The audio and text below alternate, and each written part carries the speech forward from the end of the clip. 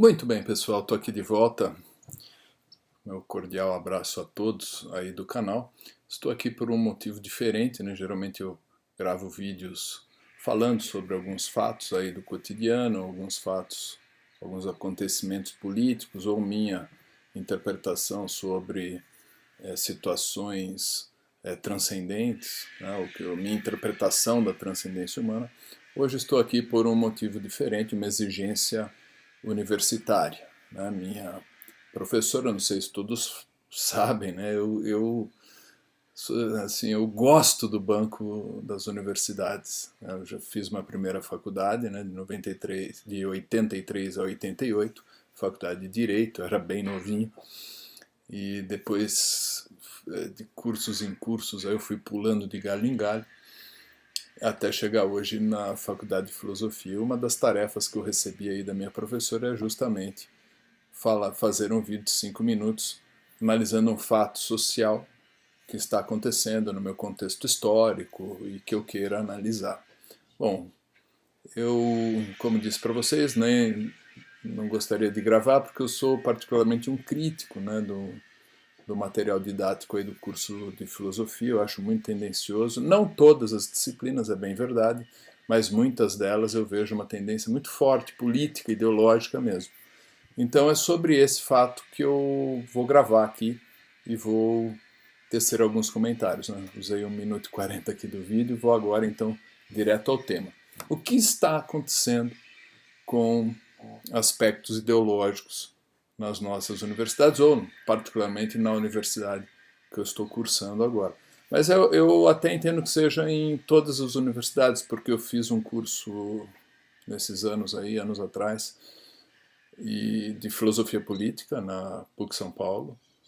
E eu também notei esta tendência, senti alguma coisinha nesse sentido, que havia uma pegada assim mais ideológica do que voltada ao ensino das 4 principais vertentes políticas, né, da atualidade, que são, vamos lá, liberalismo político, libertarianismo, conservadorismo e a questão da social-democracia ou do progressismo, né, entre aspas, porque na verdade esse nome está inadequado, né, mas vamos chamar assim de social-democracia para englobar ali nessa vertente o socialismo e o comunismo.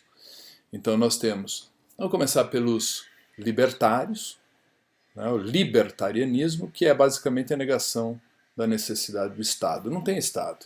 O Estado é desnecessário, a ferramenta de agrupamento social seria o que os libertários chamam de anarcocapitalismo. E é simplesmente assim, não há Estado. O mantra máximo do libertarianismo é imposto é roubo. Pois muito que bem. Depois temos o liberal clássico, ou liberalismo clássico, estilo europeu, não no sentido norte-americano, que o liberal norte-americano é o oposto, é uma outra coisa. Né? Mas estou falando do liberalismo clássico europeu, que vai dizer o Estado enxuto, queremos o Estado enxuto. Eu admito a existência do Estado, diferente dos libertários. Então o liberal vai admitir a existência do Estado, mas o Estado ele vai exercitar funções, aquelas vocacionadas, aquelas que o Estado é vocacionado. Por exemplo, defesa de fronteiras, coisas que não tem como fazer sem o Estado, segundo os liberais clássicos. Né? Então tem autores como Mises, autores como Friedman, Hayek, né? Uma obra maravilhosa chamada O Caminho da Servidão. Os libertários vão ter uma pegada mais Ayn Rand, Rothbard, esse outro pessoal. Aí, evoluindo, temos o conservadorismo, né? Não evoluindo no sentido de ser melhor, eu estou apenas expondo, né? E o conservadorismo, você vai ter aí Scruton, Chesterton, autores também que eu... Por exemplo, eu gosto muito do Roger Scruton, eu acho um autor muito legal. E tem aí a linha conservadora no Brasil, uma linha conservadora atualmente, um autor forte no Brasil, inclusive best-seller e tal, é Olavo de Carvalho. Depois temos a linha socialista, vamos dizer assim, né, social-democrata, que é uma linha que tem a postura... Ah, esqueci de falar, a linha conservadora vai focar onde? Né, se os liberais focam no Estado enxuto, economia, eles focam muito na questão do dinheiro, os conservadores vão focar na questão moral. Moral. Tá? Então o Estado vai fazer tudo que o Estado tem que fazer lá no liberalismo e vai também tomar conta da questão moral. Tá? E, em seguida, os sociais-democratas que vão ter um Estado muito grande, um Estado arrecadador para dar conta de um assistencialismo. Tá? Então ele vai focar na assistência social de grande porte, vai prover tudo, né, para o cidadão. A grande crítica a essa social-democracia, né, esse Estado do tipo paisão, né, o Big Brother, é que ao prover tudo ele retira do ser humano os aspectos meritórios, ele iguala no sentido negativo da palavra, não naquela igualdade que todos queremos, né? Uma igualdade de direitos, vamos dizer assim. Né? A lei é igual para todos, isso eu acho muito positivo, mas uma igualdade em termos meritórios. Não importa o que você faça, está tudo ali numa linha. Que eu gosto muito de um filósofo contemporâneo chamado Ken Wilber. Ele dá um nome, não é bem nesse caso, mas num caso semelhante, ele dá o nome de flatland, ou seja, um território da planície, ou da, entre aspas, né, planura, né, moral, existencial, não há hierarquia. Né? Então, esse é um ponto interessante. E há outras críticas, né? As críticas que se fazem, por exemplo, ao pessoal libertário. Como é que a gente faz sem Estado, né? Para defender as fronteiras, por exemplo? Como é que a gente defende nossas fronteiras de invasores? Porque invasores existem, gente mal intencionada existe. Como é que a gente vai fazer com isso? Enfim, tem todas essas situações. E no curso eu percebo que eles abordam autores e abordam temas apenas de uma vertente. Né? Então a gente vai abordar ali as questões da social-democracia. É um ataque violento ao sistema capitalista, né? E quase que como consequência natural a esse ataque há vamos dizer assim, uma criação de altares ao socialismo e ao comunismo. Há uma crítica dura a apenas um regime, não compartilhando outras críticas e outros autores. Então esse é um ponto muito negativo que eu vejo. Abordei isso no chat do grupo, vocês aí do canal podem imaginar a bagunça que foi, né? As críticas e tal, mas realmente eu tenho aqui, né, o material didático e a gente percebe, né, que o material didático ele é voltado a uma só crítica, que é a crítica anticapitalista. Não que eu seja um grande fã do capitalismo, gente, veja só, eu acho que existem pontos aqui na nossa sociedade muito negativos, esse consumismo exacerbado em detrimento do ser, em detrimento do espírito, da alma, do ser essencial, chame como quiser, ou do self, em detrimento das qualidades internas do ser humano. Então o consumismo é algo que você foca no externo, né? E eu acho isso um horror, um horror.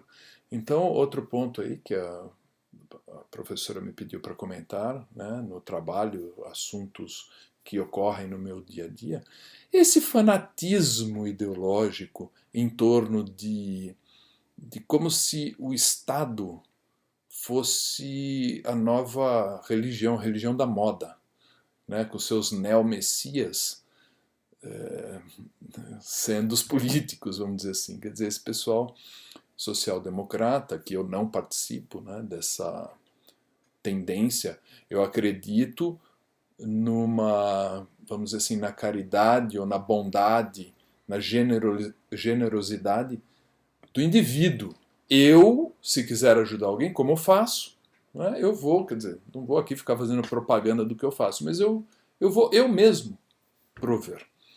É o pessoal que fala, eu sou tão bonzinho, eu quero que o Estado faça isso, faça aquilo, e eu não vou fazer nada. Não, isso, né, é o...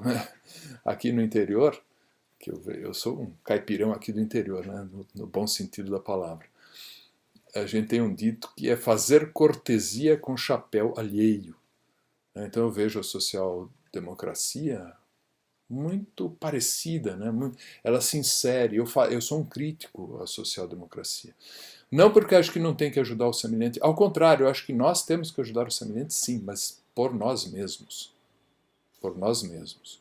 Eu não tenho que impor isso a você ou ao meu vizinho, a ninguém. Então, do ponto de vista econômico, eu me alinharia mais dentro de um liberalismo clássico, estilo europeu.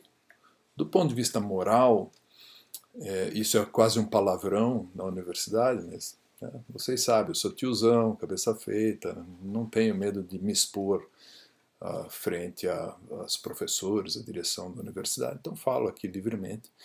É quase um palavrão, né? Mas do ponto de vista ético, moral, eu adoto uma linha mais conservadora. Eu acho que a moral tem certos pontos da nossa tradição que devem ser mantidos, conservados.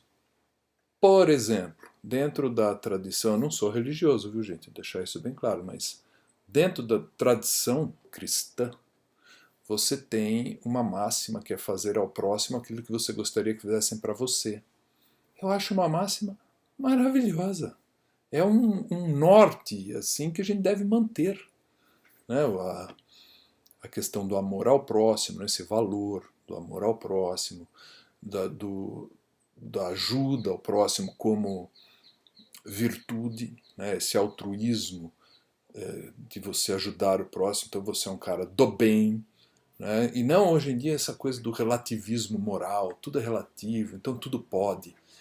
Eu não sou dessa linha, respeito todos os meus colegas que assim pensam, mas eu não sou dessa linha. No campo moral, eu acho que tem princípios desenvolvidos aí pela sociedade que devemos sim conservar. Por que não? Né? Do ponto de vista econômico, eu acho que temos que usar os recursos públicos com sabedoria e termos a noção de que recursos públicos são escassos. Os recursos são escassos, então você tem que ter um Estado mais enxuto. Você não pode ter tantas válvulas. Vou usar um português chulo aqui. Você não pode ter lambança com dinheiro estatal. É um tal de lei Rouanet, isso e aquilo, e dinheiro para todo lado. E não pode, gente. Não pode. O dinheiro tem que ser usado de maneira muito bem pensada. Então não é esse Estado grandão patrocinando tudo. Né? Então não.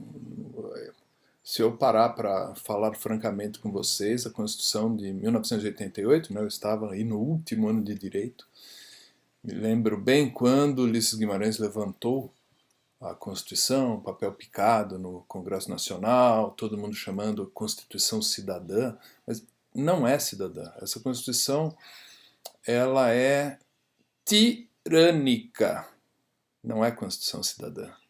O nome está errado, o epíteto está completamente equivocado.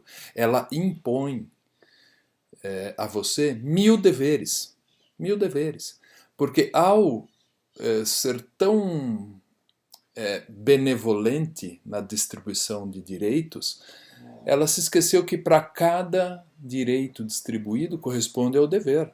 Se você der um direito para alguém, alguém está pagando essa conta. Alguém vai ter que pagar mais imposto. Quando você acender a luz na sua casa, você vai pagar a conta de luz, ou seja, a despesa de energia é mais cara. Vai ter mais imposto. Quando você abastecer o seu carro, você vai pagar, como no caso do Brasil, a gasolina mais cara do planeta. Por quê? Porque é um Estado assistencialista. Aliás, esse é um outro ponto muito interessante. Tem uma obra bacana, bacana, porque o Brasil é um país atrasado, do Luiz Felipe Orleans Bragança, autor, e ele explica que O Brasil é atrasado por conta disso, né? Porque a Constituição do Brasil ela está muito longe de ser uma Constituição que fomente o livre mercado. Ela é uma Constituição socialista, né? Então é a era dos direitos. O Pondé, o filósofo contemporâneo Luiz Felipe Pondé, ou Pondé, né? Porque o sobrenome é francês, né? Então a pronúncia correta é Pondé. Ele traz aí a luz, ele coloca a luz nesse tema e escreveu uma obra interessante chamada A Era dos Ressentimentos, né? O que a sabedoria popular jocosamente, provocativamente apelidou de geração mimimi. É muita coisa, muita choradeira para todos os lados, né? E pouco trabalho, pouco trabalho. Sabe, gente, meu sonho de consumo na infância era ter um tênis, era ter um quichute para jogar futebol. Sabe, hoje em dia tem mais celular que gente. Então, tem miséria? É óbvio que sim, e sempre terá, em todos os regimes. Mas em alguns regimes há uma produção de mais miséria do que em outros. Pergunte-se, aí, minha professora, meus colegas, pergunte-se, tem muita gente fugindo dos horrores dos Estados Unidos para o paraíso da ilha de Cuba? É um regime capitalista e um comunista. Tem muita gente na Coreia do Norte e na Coreia do Sul, né, o mesmo povo, uma mesma origem. Um regime, Coreia do Norte, comunismo, Coreia do Sul, capitalismo. Tem muita gente da Coreia do Sul querendo fugir para a Coreia do Norte. Povo alemão, Berlim, passaram um muro no meio. De um lado, comunismo, do outro lado, capitalismo. Que povo fugia para que lado? Né? A China, Hong Kong, né? Uma ilha, uma bolha capitalista no meio de um país comunista. Qual o lado que desenvolveu mais? Então, gente, na minha visão, embora reconheça todas as mazelas do capitalismo, todas eu reconheço, nós temos mazelas nos outros regimes também, piores do que a do capitalismo. Por isso que quando minha professora faz o ataque unilateral combatendo o capitalismo, eu, em alguns pontos, até admito, sim, que há procedência nos argumentos, mas a minha pergunta é, por que não faz também contrapontos e uma análise das mazelas dos outros regimes também? Porque quando recomenda autores, recomenda Marilena Chauí, né, aquela que odeia a classe média, né, fomenta o combate ao preconceito, coisa mais maravilhosa e correta, mas apresentando uma autora como essa, Chauí, que cometeu uma declaração de ódio explícita, um preconceito explícito contra a classe média, pesquisem aí na internet, gente. Vejam o vídeo dela. Então, essas questões todas, né? Minha cabeça não consegue entender esse tipo de situação. Voltando ao filósofo Pondé, né, Luiz Felipe Pondé, vocês percebem, tem inclusive entrevista minha com ele, eu entrevistei aqui no canal, só pesquisar. A gente percebe que ele é muito claro nessa situação. Ele é muito contundente na crítica a essa postura romantizada e ele diz claramente que a política ocupou o lugar da graça. Ou seja, esses autores acabam vendo na política e depositando fé na política, colocando o Estado quase como no papel de uma divindade e os neomessias distribuindo as bolsas isso, bolsa aquilo. Então, gente, é mais ou menos isso. Eu tenho uma crítica a esse Estado. Acho que devemos ajudar o próximo nós mesmos e não pensarmos que nós somos grandes coisas, né, grandes cidadãos, porque nós temos uma ideologia em que o Estado deva ajudar. Não, ajude você com o seu patrimônio conquistado. Eu acho que essa é a verdadeira demonstração de grandeza de espírito, de altruísmo, doando o que nos pertence. No caso, eu doando o que é meu, você doando o que é seu. Não falando assim, olha como eu sou grande e maravilhoso, eu quero que o meu vizinho doe, eu quero que toda a sociedade banque isso aí. Não, mas peraí. Então eu não confundo as coisas. Eu acho que existe uma coisa que é tirania, quando você quer mandar na vida do outro, e isso não se confunde com altruísmo. Altruísmo é quando você olha para si, para o seu interior, e quando você faz alguma coisa pelo semelhante, não quando o Estado faz ou quando alguém faz. E não é fazer solicitando, não, impondo, quer dizer, a questão da tirania novamente. Então esse é o meu ponto de vista. Eu sei que eu não agrado lá na universidade, eu sei que meus comentários no chat já, nossa, vocês nem queiram saber, gente, o tanto de barulho que já deu. Mas eu vou fazer o quê? Eu vejo um material didático que Marx, Chauí, isso, aquilo. Onde estão os autores que fazem um contraponto ao que está aqui? Tudo bem, eu acho que tem que expor mesmo as questões anticapitalistas, né, tanto do lado social-democrata, né, que engloba ali comunismo, socialismo e tal, tal, tal. Ok, vamos explorar essa questão, não há problema. Vamos olhar aí Marx e Companhia Limitada, sem problema. Mas e o outro lado? Onde está Mises, por exemplo, do lado dos liberais clássicos? Mises, Hayek, imagina, Hayek, prêmio Nobel. Né? A obra mundialmente conhecida, O Caminho da Servidão, Friedman, prêmio Nobel também.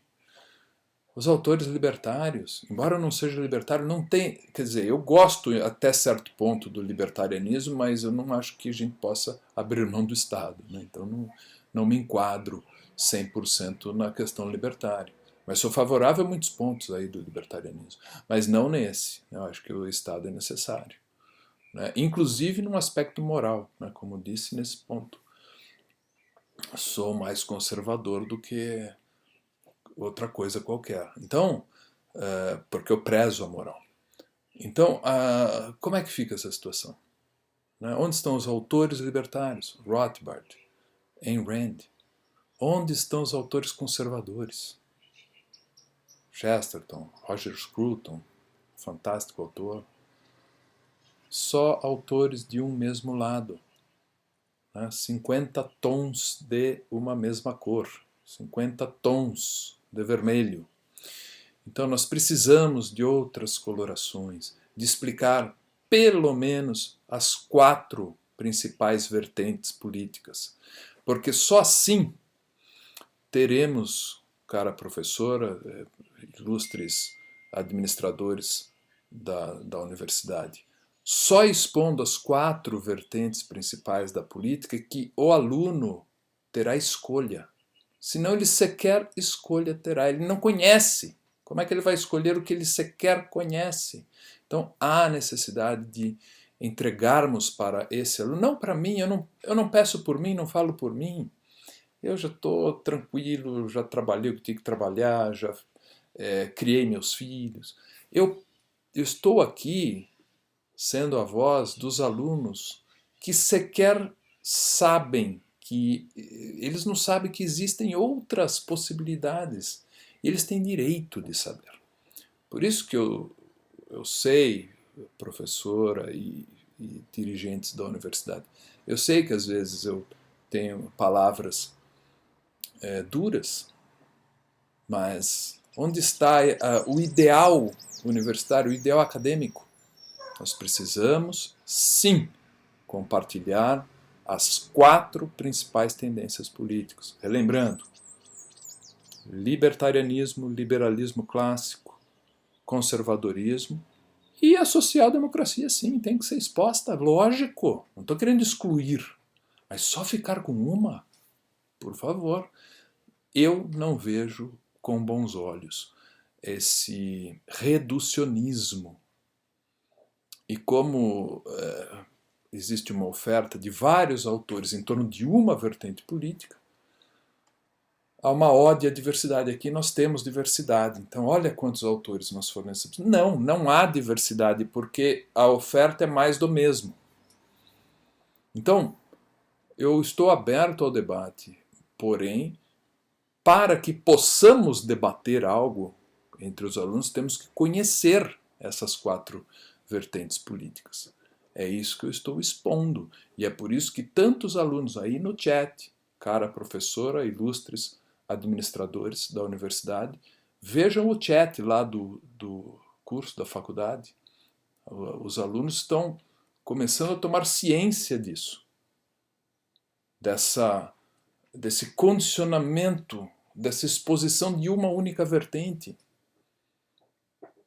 Então eu clamo, isso é o que eu vejo, concluindo o trabalho aqui do curso, eu vejo que existe uma exposição muito boa, não estou criticando o material didático na exposição do anticapitalismo.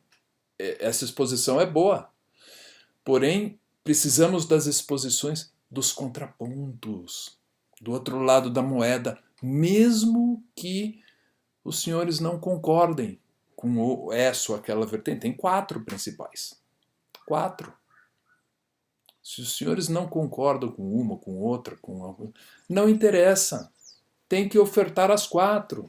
E depois até criticar. Olha, eu prefiro essa aqui, porque as outras 3 eu acho isso, aquilo. Não, tudo bem, é lógico que o professor tem opinião, os senhores dirigentes têm opinião. Todos temos opiniões próprias.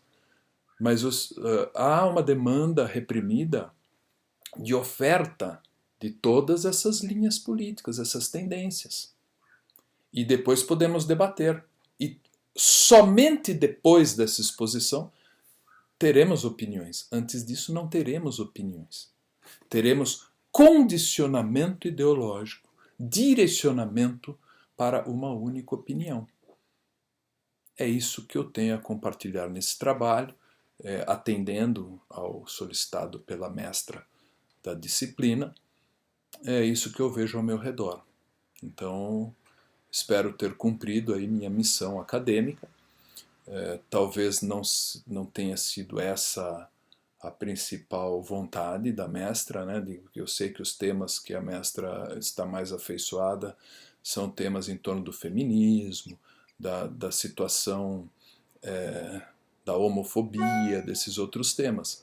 Mas eu acredito que muitos dos colegas farão temas, escolherão esses temas, mas como a mestra me deu a abertura para a escolha do tema, do que está ao meu redor, é isso que eu vejo ao meu redor. Então eu escolhi o tema da condução unilateral do ensino para uma mesma vertente política.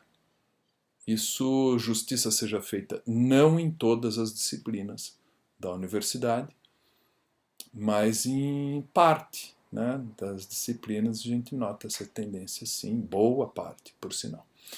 Então é isso, gente. Eu espero aqui os seguidores do canal tenham gostado do vídeo, né? Souberam mais desse particular aí da minha existência, né? Desse momento interessantíssimo, né, que estou vivendo, cursando aí uma faculdade de filosofia. E eu preservei o nome da universidade porque a minha postura crítica, talvez... Eu não estou querendo aqui levantar aí polêmicas, não é isso. Mas eu quero aqui cumprir a minha missão de fazer esse trabalho, cumprir com a exigência desse trabalho de maneira honesta, é o que eu estou vendo. Posso estar errado? Sim, é óbvio, mas eu vejo uma condução assim bem acentuada na questão anticapitalista. Tá? E eu acho que precisamos sim de um equilíbrio. Professores, dirigentes da universidade, que esse trabalho sirva para que os senhores coloquem a mão nas respectivas consciências, olhem-se no espelho, verifiquem dados objetivos. Será que esse aluno está louco? Está enganado, e pode. Mas será? Será que ele não está correto? Vamos verificar quantos autores De todos os autores que a gente pegou aqui, quantos que a gente analisou profundamente do liberalismo clássico? Os principais, Hayek, Mises, Friedman. Quantos do libertarianismo? Quantos do conservadorismo? Eu até agora não vi nenhum. Tá? Para análise profunda. Eu não vi nem análise superficial nem profunda, eu não vi. E quantos a gente analisou do outro lado? Então é um ponto a ser pensado aí, né? A gente precisa aí ponderar esse tipo de situação.